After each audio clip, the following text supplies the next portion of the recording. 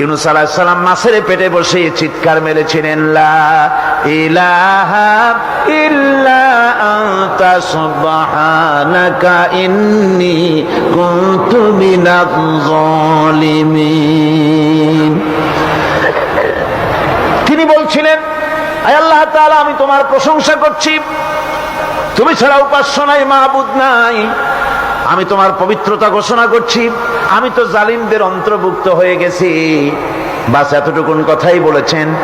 আল্লাহ পাক বলছেন, ইউনূসের ডাক তো কেউ শোনে নাই, পানির মধ্যে কেউ শোনে নাই, জমিনের কেউ শোনে নাই, মহাশূন্যের কেউ শোনে নাই, কিন্তু মাছের পেটের ভেতরে থেকে গভীর অতল দরিয়ার তলদেশ থেকে মাছের পেটের ভিতরে বসে আমার ইউনূস যে ডাক দিল, ওই ডাক আমি আরশের মালিক আমি শুনতে পেয়েছি, আর সঙ্গে সঙ্গে জবাব দিয়েছি, ফাস্তাজাবনা লাহু ওয়া নাজ্জাইনাহু মিনাল গাম্মি ওয়া কাযালিকা নুজিল মুমিনিন।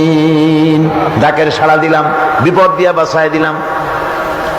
শুধু ইউনূসের নাম, আল্লাহ পাক এ জায়গায় আবার ওয়াদা করলেন, দুনিয়ার যত মুমিন বান্দা আছে তারা যদি কখনো বিপদে পড়ে যায় আর আমারে যদি ডাকে, আমি এইরকম করে বিপদ থেকে বাঁচাইয়া দেব।